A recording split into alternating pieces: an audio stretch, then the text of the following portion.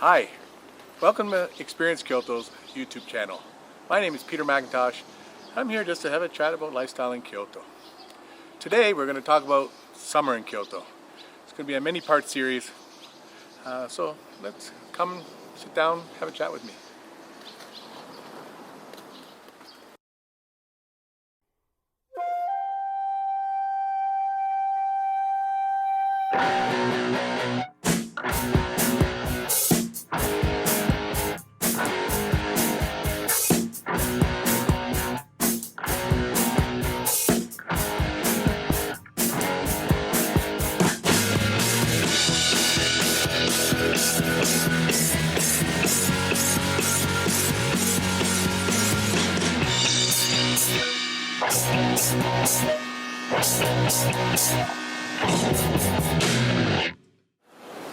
Hi, my name is Peter MacIntosh, and welcome to my world.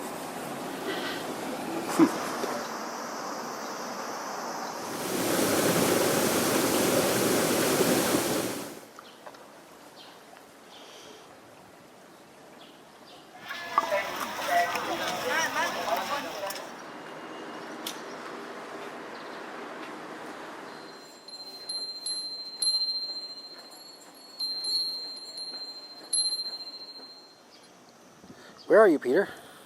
So here we are along the Shirakawa River, or stream, or canal. It's known by many different names, by locals and by tourists. This is actually, this little river here appeared in the movie Sayonara, which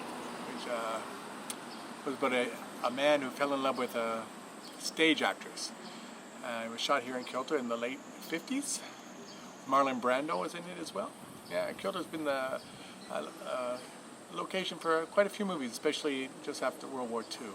Now it's a lot harder to get permission, and so not much is shot here these days that is not Japanese. Anyway, that was a nice little procrastination to what we really want to start talking about, is the heat. Kyoto is one of the hottest places in the world, believe it or not. Because if you look at the map of Japan, it goes all the way from the north, all the way down to the south. I mean, you have freezing cold winters to tropical summers. And Kyoto, which is surrounded on three sides by mountains, it's called a Bonchi, is one of the most humid places in Japan. Sometimes it reaches 38, 39, 40 degrees, which is over 100 degrees Fahrenheit. And believe me, it feels like you're wearing a wet blanket all day, every day sometimes. Today we started shooting in the late afternoon, so it's a little cooler, but I didn't leave home without my uchiwa. Uchiwa are rounded fans that became in fashion in the Heian period. Now you just use these fans to cool you off. This particular fan is one of my favorite geiko in Kyoto. Geiko is the Kyoto term, of course, for geisha. She's from the Kawahisa Yakata, or boarding house, and Kanako. They give these to regular customers and or restaurants or businesses they frequent year-round. So it's kind of a status symbol for customers and restaurants, and just to show people that you are a patron of the arts and you support the geisha community. So what costs about 600 yen ends up costing you a lot more in obligatory hirings, shall I say. But they are much appreciated during these times.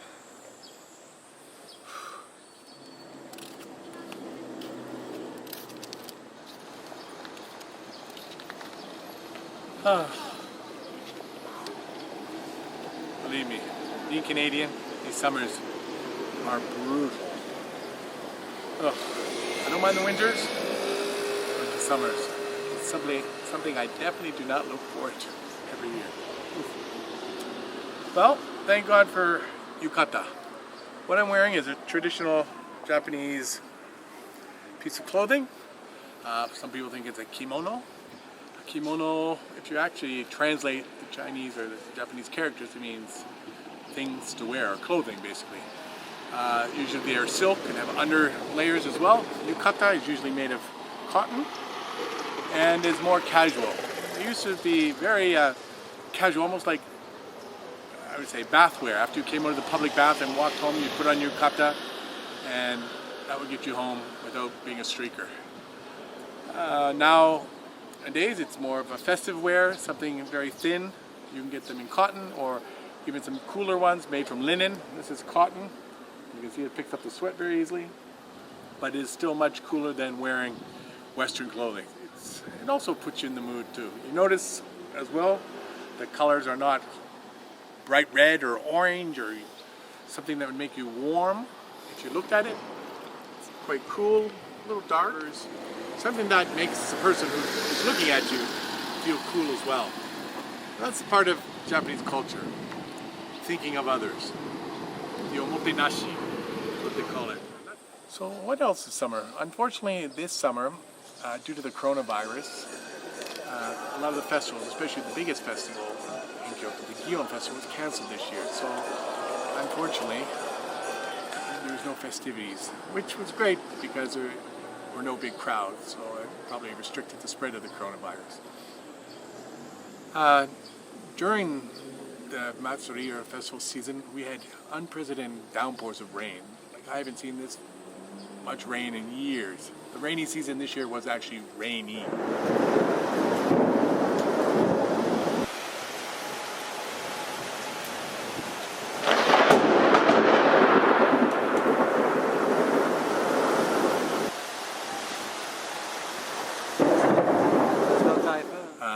Unfortunately, in southern Japan, you had floods, which left a lot of people homeless and a few deaths as well. Unfortunately, that is to be expected with heavy rains. However, the farmers in other parts of Japan seem like they're doing all right. You can see the beautiful greenery is out and growing vigorously. And yeah, so it's a nice sultry, summery day today in Kyoto.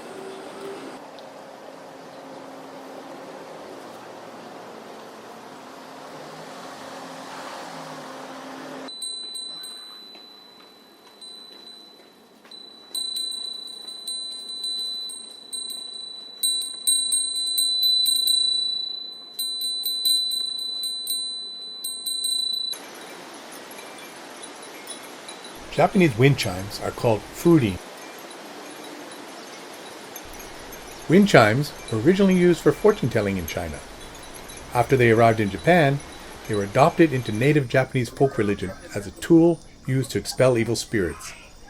Japanese people believed that nothing unfortunate would happen to those who lived within the earshot of a furin. During the 12th to 17th centuries, Japan suffered many epidemics, including the plague, and furin were said to be an effective way in fighting off the evil. However, that's not really relevant today. Modern Japanese appreciate the furin for its beautiful sound that reminds them of the cool wind blowing through the summer sultry air, and find it quite refreshing.